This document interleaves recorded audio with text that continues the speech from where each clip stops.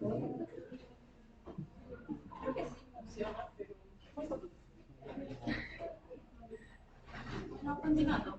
Yo me voy a hablar acerca de la introducción, un poco de tecnología, algunos términos y los efectos antimorales de la microbiota. Bueno, en cuanto a la epidemiología, un grupo ya habló completamente de eso, pero podemos ver que es la segunda causa de muerte a nivel mundial después de la cosa cardiovascular. Y vamos a ver también que un tercio de estas personas que tienen cáncer va a ser por causa de la conducta que tengan, ya sea hábitos nocivos, ese tipo de cosas, y la alimentación, ¿no? Que va a producir obesidad y eso también va a llevar a que puedan tener cáncer. Bueno, el 20% vamos a ver que está determinado por agentes infecciosos, como son los virus y las bacterias. Los casos más conocidos van a ser el virus de la hepatitis, la B y la C, y también el virus del papiloma humano.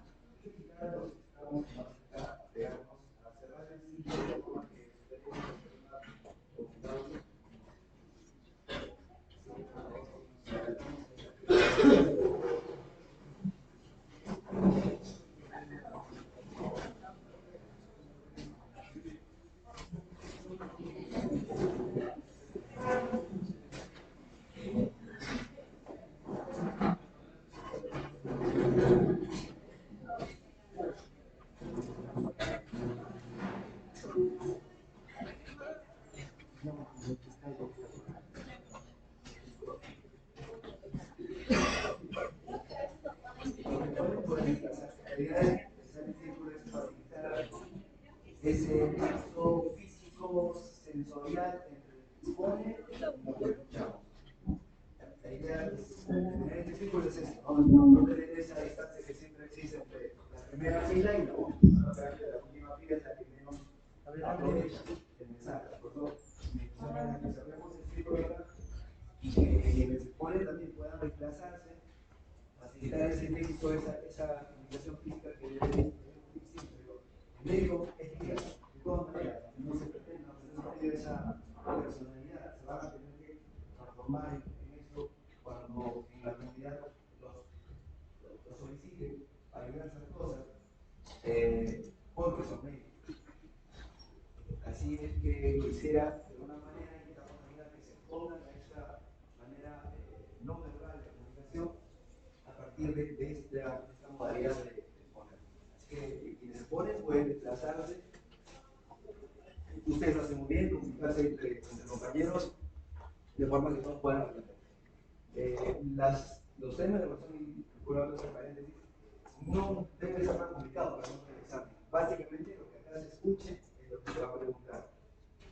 Otra recomendación que les hago es que si tienen grupos de así como si lo están puede ser traten de no acumular los temas para pasar, pues va a ser una cantidad muy fuerte de material. Pregunten acá, clase dada, clase aprendida, al final del día tener todo esto ya interiorizado en sus cabecitas para que puedan usar el conocimiento y facilitar el momento del examen. En caso de lugar de seguimos. Bueno, ahora sí creo que está mejor el audio. Bueno, continuando, dijimos que el 20% era causado por agentes infecciosos, como virus y las bacterias, ¿no? De hecho, tuvimos la virus de la hepatitis y también el papiloma humano que causa cáncer de cuello uterino. Las bacterias, el caso más característico va a ser el Helicobacter. Bueno, continuando con la microbiota y microbioma, primero quise poner esto, que era como la diferencia, ¿no? De la microbioma y de la microbiota. Esa parte es muy importante. ¿Cuál es la diferencia entre ambos? Algo para. Según lo que entendí, el microbioma es el conjunto de microorganismos, ya sean bacterias, virus o hongos, que se encuentran en un ambiente específico, ¿no? En este caso, nuestro cuerpo. Y la microbiota va a ser también, o sea, una comunidad, pero ya también en específico, por ejemplo, las bacterias, ¿no? Que van a encontrarse también en un lugar mucho más específico.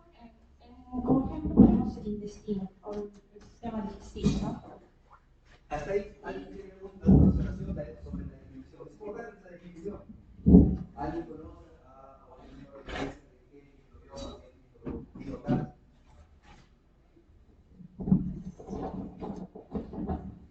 Los términos son nuevos para la clase.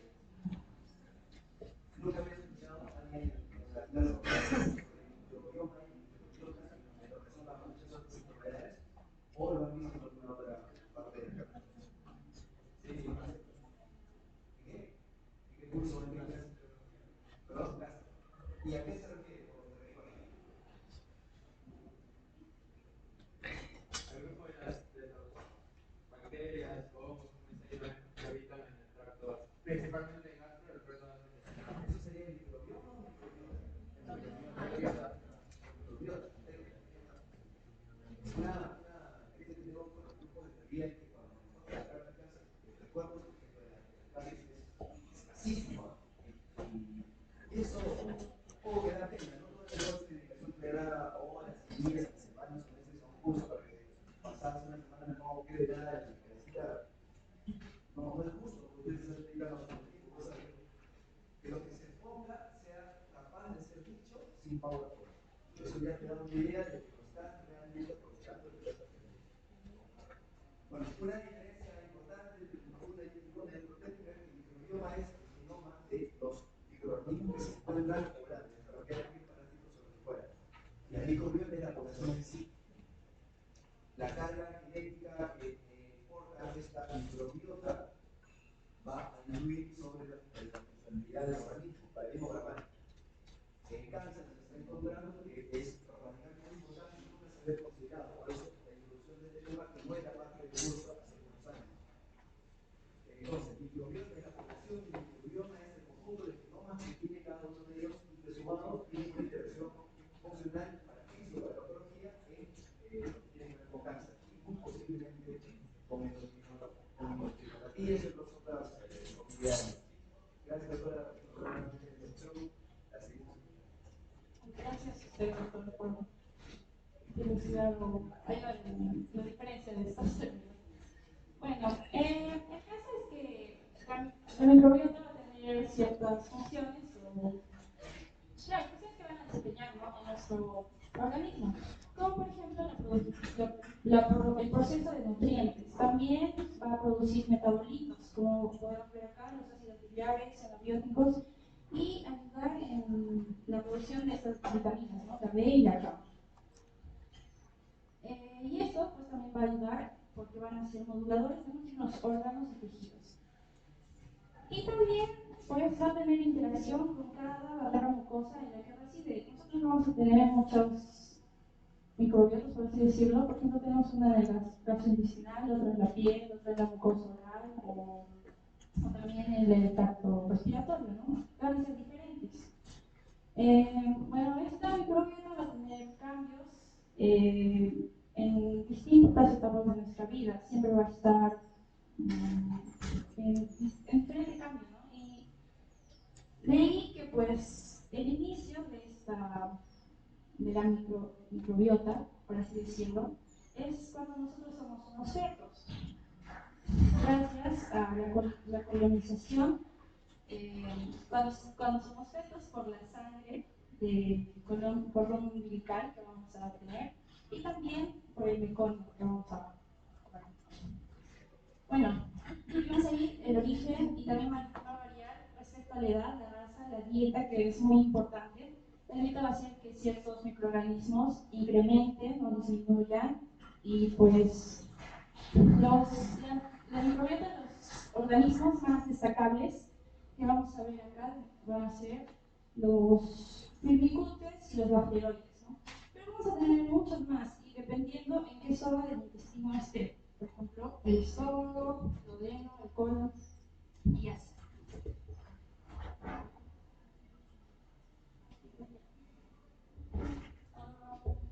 Bueno, los efectos antitumorales de la microbiota. En este caso vamos a ver que una microbiota buena, que esté en eubiosis, o sea que esté en equilibrio, va a favorecernos a nosotros. ¿Por qué? Porque va a tener efectos antitumorales. ¿Cómo así? Va a producir efectos antiinflamatorios. Nosotros sabemos, o como el doctor ya mencionó, que el cáncer se produce principalmente o inicia con inflamación, ¿no?, de las células. Entonces, eso también va a ayudar en beneficio de nosotros. El otro es el control de procesos carcinógenos con la producción de moléculas con actividad antitumoral. Ciertas bacterias van a producir, por ejemplo, el ejemplo que ponemos acá, con el cuadrito, ¿no? Acá dice la bacteria Propionibacteria. Esta bacteria va a producir ácidos grasos de cadena corta como el butirato y propionato que van a inhibir las histonas de esas estilasas. Estas histonas van a ser importantes porque van a regular el cromosoma, ¿no?, que nosotros tenemos. El caso es que cuando estas histonas están aumenta su actividad, por así decirlo, van a inducir la producción de cáncer de células cancerígenas. Y en este caso, pues con estos productos, esas moléculas que producen esas bacterias, pues van a ayudarnos a nosotros, con la inhibición de estas histonas. Y bueno, tenemos otras bacterias, ¿no?, en específico, que acá en este cuadrito podemos ver. Primero lo explicamos, ¿no? Esta va a ser la mucosa gastrointestinal. Acá vamos a ver el mucus y la microbiota, los distintos tipos de bacterias. Y acá el epitelio. Bueno, acá vamos a tener, no sé muy bien, ¿no? Creo que lo vemos. Entonces acá dice microorganismos. Distintos microorganismos. Estos son los efectos o las moléculas que van a producir y los efectos antitumorales que van a brindarnos y que ya están conocidos. Bueno, el que más resaltaba era esto, de los ácidos grasos de cadena corta, y también la bacteria, el lactobacillus casei, que va a producir ferritromo. Este ferritromo va a inducir la apoptosis de estas células cancerígenas mediante el mecanismo de las llaminasas que vimos hace mucho tiempo. Bueno, y también vamos a tener otros tipos de bacterias, ¿no? Cada una van a producir, como digo, cierto tipo de moléculas. Por ejemplo, la piridoxina, que esta va a activar nuestra respuesta inmune ante células cancerígenas también. Y así, bueno, ahora voy a pasar con mi compañera que vamos a seguir hablando de esto. Vale.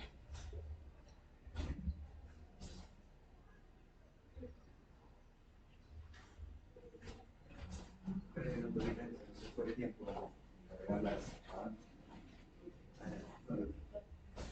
Bueno, ahora voy a hablar de lo que es la disbiosis. En sí, mi compañera ya mencionó eubiosis, ¿no?, que es un equilibrio.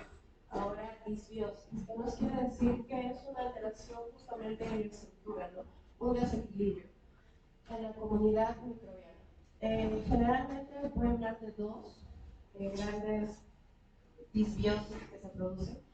La primera es la intestinal. Entonces, esto puede afectar negativamente tanto al metabolismo intestinal como a la función del sistema inmune, ¿no?, desencadenando un proceso de carcinogénesis. ¿Qué pasa? Es que la barrera intestinal va a producir un desequilibrio, formando un proceso proinflamatorio, ¿no?, que desencadena las citoquinas inflamatorias, y este justamente es un proceso que va a promover la carcinogénesis secundario a una disbiosis. Entonces, yo les pregunto, el Helicobacter pylori, ¿qué proceso, o sea, qué carcinogénesis, de qué órgano puede causar esta bacteria? Entonces, esta es la única bacteria que es considerada como un carcinógeno tipo 1. Es decir, que en todos los estudios que se han realizado hasta este momento, esta es la primera bacteria que está comprobada de que puede causar cáncer, ¿no?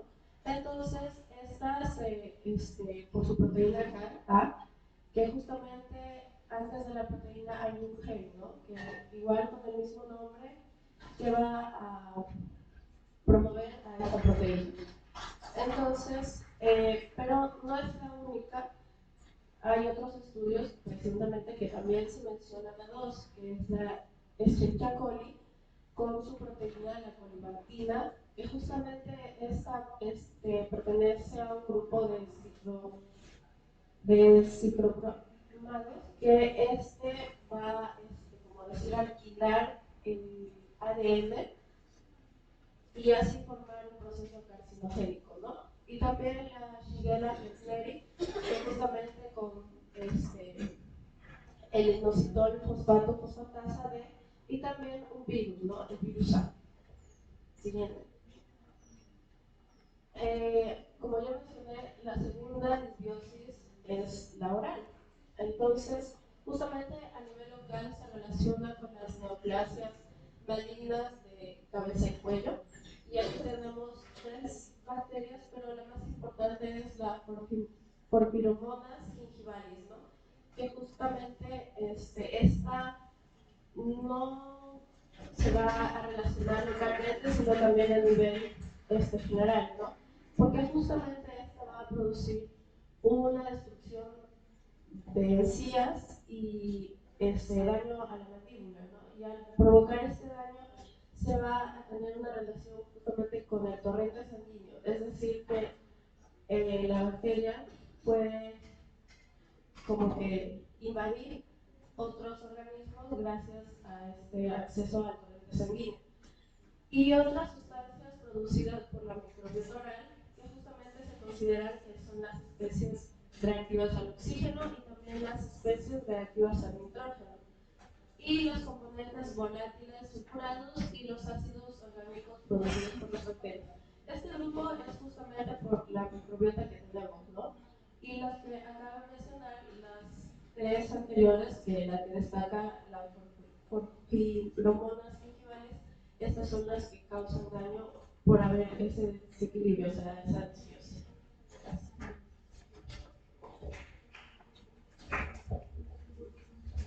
Muy bien. Ahora, por favor, siguiente. Ya, ahora voy a hablar sobre las interacciones entre la microbiota y los virus oncogénicos. En este caso podemos ver dos grandes ejemplos, que es el cáncer de cervix en mujeres que presentan virus papiloma humano o el VIH. Entonces, ¿qué se puede ver en algunos estudios? Se encontró que en mujeres que presentan VIH hay una microbiota, si esa paciente o esos pacientes tienen una microbiota vaginal sana, porque con presencia de lactobacillus, ¿verdad?, predominantes. ¿Qué hace eso? Permite controlar el VIH de forma local. Y en presencia, o sea, cuando una paciente tiene disbiosis vaginal bacteriana, también se ha encontrado que disminuye el ácido láctico, lo cual aumenta el ácido butírico. Y de esa forma se encuentra lo que es estimulación de algunas citoquinas inflamatorias, y de esa forma no hay un control, ¿no?, de la replicación viral. Y esto ocurre tanto en virus de papiloma humano, en el VIH, lo cual favorece la aparición de un carcinoma in situ.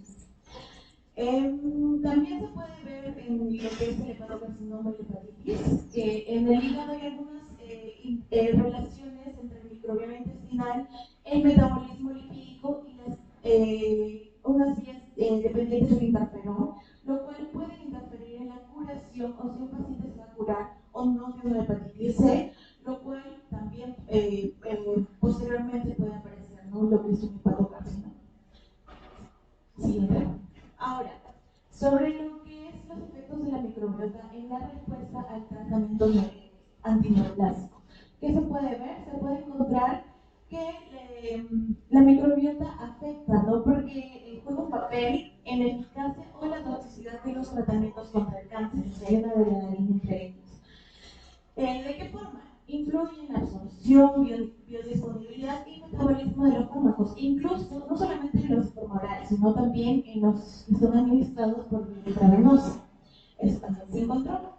¿De qué forma? Porque hay una modulación de la expresión de algunos genes que influye en los procesos de metabolismo hepático de los fármacos. Por ejemplo, un ejemplo que da es la microbiota intestinal que afecta sobre un medicamento que se llama oxaliplatino para que este pueda penetrar en el tumor y actuar sobre el DNA.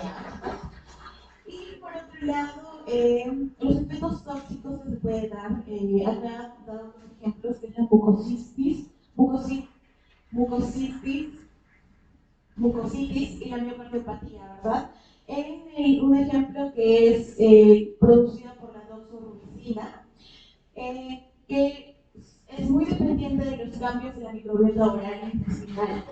¿Por qué? Porque esta forma, cuando hay una disbiosis, estos pueden producir en ese medicamento, finalmente pueda dar a los pacientes mucositis y miocardiopatía. Con ese medicamento que se toma más que todo para leucemias y a veces para el cáncer de mama, ¿verdad? Y de esa forma que se produce que hay aumento del efecto antineoplásico de estos tratamientos que, bueno, no sé si son muy usados, pero según la literatura sí se usan, más que todo en luz. Siguiente. Ah, no, el oxaliplatino no, la doxorubicina. Vamos a hacer en este momento la dosis por otro grupo de medicamentos llamados antiarcíclicos. Y si usar, es uno de los más usados en clases hematológicas. Una forma así, por lo menos pequeño, de distinguir los tumores, para clasificarlos es o sólido o líquido. Líquido son las represas de sangre, como se en forma de un momento, por ejemplo, y sólido todo el resto. No vamos a sí, adelante. Bien. Hablemos de la inmunoterapia y la microbiota. Hoy en día, la microbiota intestinal puede influir en la respuesta de los pacientes a los inhibidores de punto de control inmunológico, que vienen a ser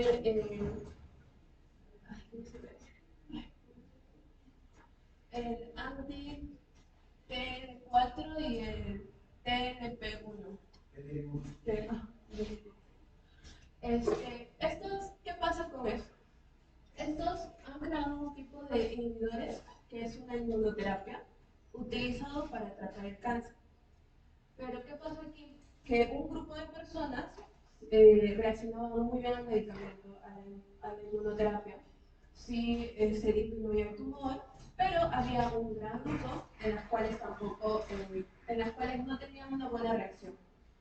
Y empezaron las investigaciones y descubrieron que había bacterias buenas y bacterias malas, donde las personas que tenían una gran presencia de las bacterias buenas, se veía una gran mejoría y una buena respuesta ante esta inmunoterapia. Uno de los ejemplos que podemos ver es la presencia de los Bacteroides fragilis y la Burkholderia cepacis. Y también hay una buena predominancia de los bifidobacterias. Ahora, ¿qué pasaba con las personas que tenían las famosas bacterias malas? Pues estas eran las que tenían una mala reacción a la inmunoterapia. No se encontraba una buena mejoría. Entre estas bacterias estaban las Akkermansia, Mucinifila y el Enterococcus viridae.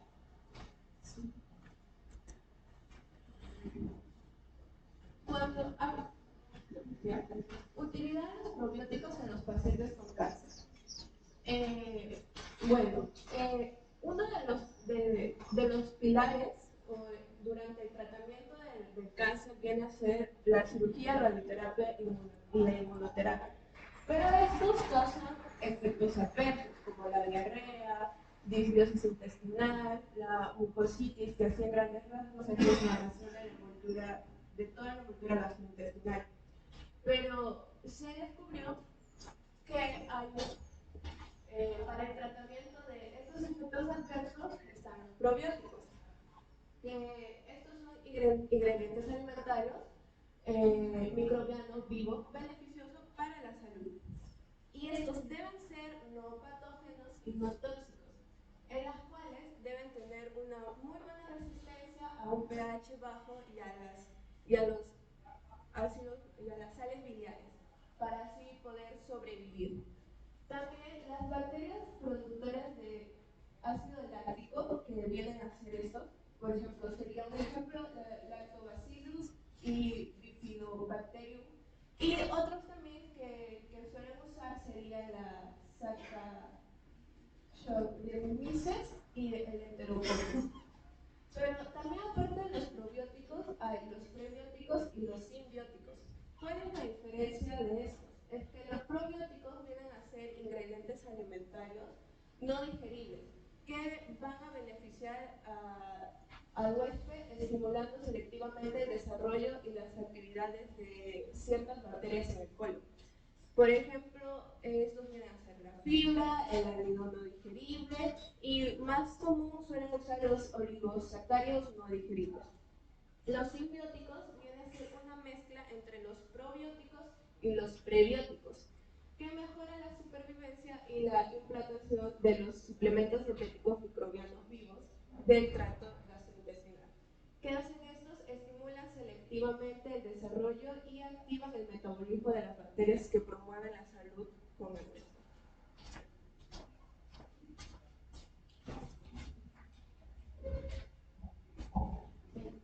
Ahora vamos a ver los probióticos en pacientes que presentan cáncer colorectal. Bueno, recordemos ya que los probióticos son un suplemento alimentario de microorganismos vivos, que van a beneficiar al paciente a poder equilibrar su microbioma intestinal, o su equilibrio microbiano intestinal. De una manera general, vamos a ver cómo el uso de probióticos va a ayudar a los pacientes que presentan, por ejemplo, efectos adversos, como lo mencionó Romy, en el momento en el que están pasando por un tratamiento de quimioterapia o radioterapia. Estos estudios se han realizado por la Asociación Multinacional de Cuidado de Soporte del Cáncer y también por la Asociación Internacional del Cáncer Oral, que han visto beneficios en los pacientes al poder controlar lo que es la diarrea, ¿no? Prevenir la diarrea en esos pacientes que están pasando por estos tratamientos.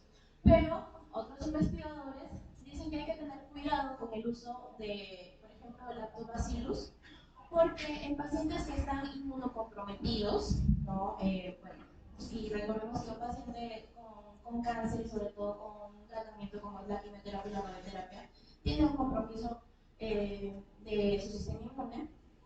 Vamos a tener cuidado al poder ofrecerles esos probióticos porque pueden presentar infecciones, ¿no? Por bacteriemia en la sangre, por la translocación bacteriana que va a producir desde el intestino, que pueden pasar esas bacterias a la sangre causando sepsis. La parte de la prevención, o sea, antes de que el paciente tenga cáncer. No, hay estudios que sugieren que se puede reducir el riesgo de cáncer de colon por mecanismos que no están muy bien establecidos, pero se sugieren que podrían ser. ¿Por qué tienen los probióticos efectos antitumorales? Por la reducción de la respuesta inmunoinflamatoria que van a causar en nuestro organismo, el aumento de la capacidad fagocítica y también el aumento de valores de las células secretoras, ¿no? En este caso, la actividad fagocítica de los monocitos y granulocitos. Pero más efectivo ellos han visto que no solamente sea el consumir los probióticos, sino una combinación entre los probióticos y los prebióticos. Porque como mencionó Romy, por ejemplo, los probióticos son estos microorganismos, las especies bacterianas vivas, buenas, que van a ayudarnos a nuestro sistema. Y los prebióticos serían los elementos que van a ayudar a que los probióticos puedan realizar su función. Son como la gasolina para que ellos puedan andar. Esto es con respecto a la prevención. Ahora, en el uso de pacientes ya con cáncer, se ha visto en los estudios que se han realizado que puede ayudar. Es una sugerencia, no hay nada concreto aún, pero en los casos que se han revisado sí se ha visto que puede ayudar a prevenir el cáncer. ¿Por qué? Porque ayuda a cambiar la composición de las bacterias en el intestino. Además de que mejora la función inmunológica y reduce esta proliferación de las células cancerígenas. Pero aún se precisan muchos estudios que puedan hacer de que la certeza, o que podamos tener certeza de que el uso de probióticos sí ayuda a prevenir el cáncer o en todo caso a mejorar la situación del paciente que ya cuenta con el cáncer colorectal, ¿no? Para poder exponenciar este beneficio a toda la población se necesitarían más estudios para poder concretar esto. Siguiente. Bueno, y en las conclusiones vemos de que es muy beneficioso para el caso de prevenir y atenuar los efectos adversos en los pacientes que presentan ya un cáncer y que están pasando por quimioterapia o radioterapia, como es el caso de prevenir o atenuar lo que es la diarrea. Los probióticos también muestran que son una promesa en el tratamiento coadyuvante para un paciente con cáncer, ¿no? Y es mejor sobre todo cuando se combina con prebióticos. Y bueno, ayudan en el caso del cáncer porque reducen la inflamación y modulan el sistema inmunitario. Y recordar que aún ese tema, digamos, es relativamente nuevo, ¿no? En las cuestiones de poder coadyuvar al tratamiento ya establecido del cáncer y que se requieren más investigaciones para que la certeza pueda ser clara al momento de brindar este tratamiento a nuestros pacientes. Gracias.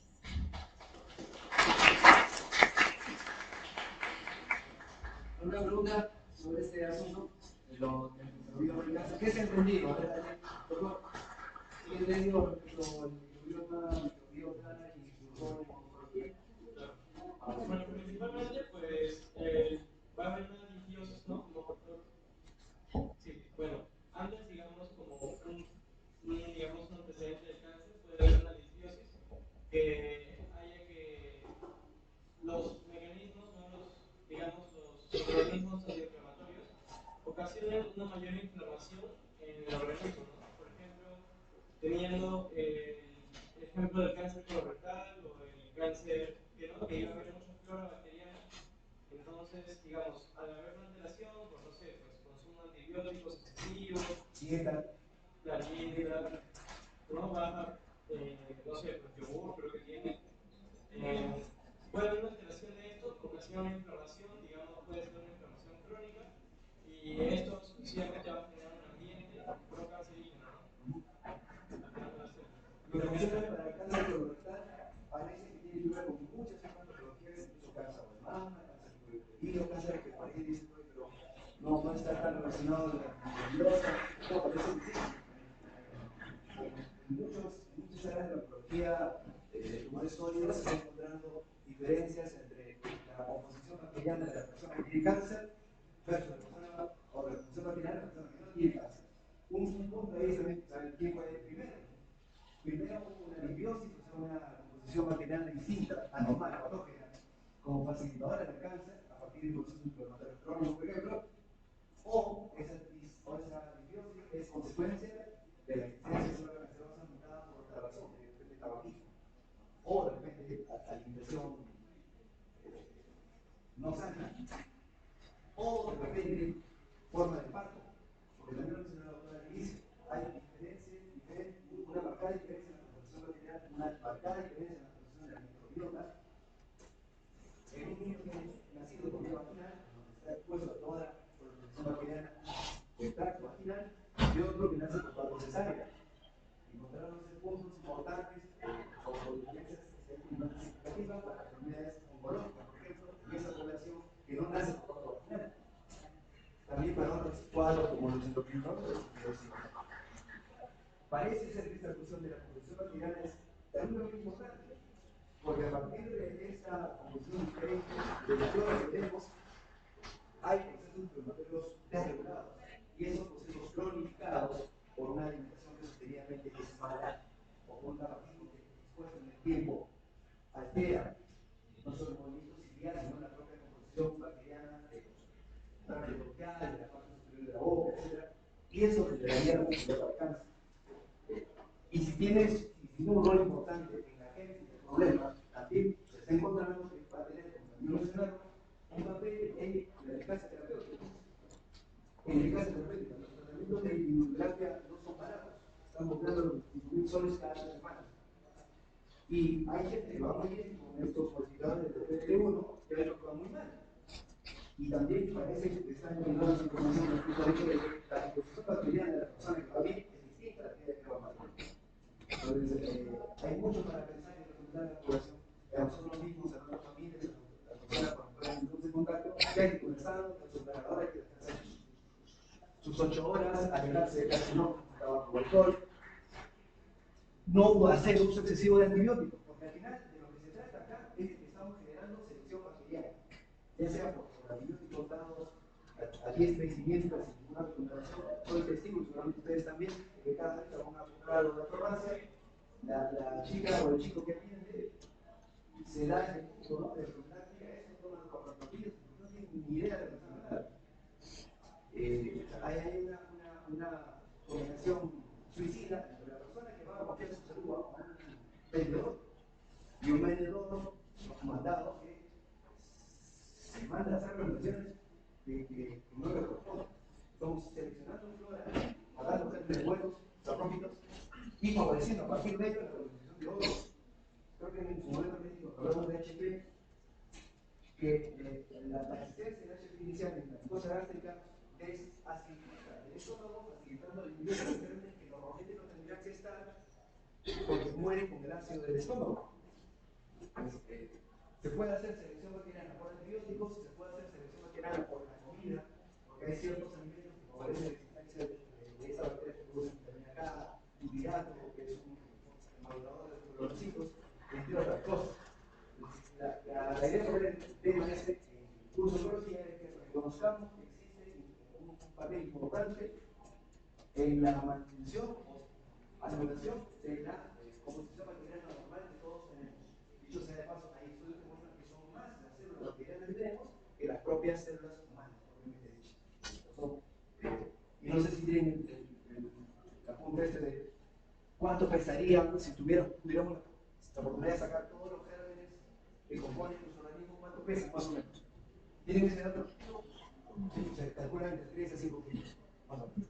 De puro germen. ¿Alguna pregunta adicional sobre esto? Doctor, dígame. Fuerte y claro. Mencionaba en la exposición que la quimioterapia podía producir desgaste intestinal, que una opción es dar probióticos justamente, pero después la ciencia diapositiva decía que hay que evitar inmunosuprimidos por riesgo de bacteriemia. Entonces mi pregunta era, pero una persona con quimioterapia no está inmunosuprimida, entonces ¿cuál es su enfoque respecto a eso? Hay pacientes que tienen diarrea por quimioterapia a los cuales tenemos que tratar con antibióticos y hay otros a los cuales tenemos que darle enterogermina o otras cepas sapróficas en concentraciones que permiten restituir la flora. ¿Cuándo usar cada una? Ya es un juicio clínico, ¿no? Si vas al paciente estético, como tú dices, la falla querida, acá no me voy a poner la arma gérmica, cambiar antibióticos y endovenosos. Hay juicio clínico que permite diferenciar cuándo podrías tener que dar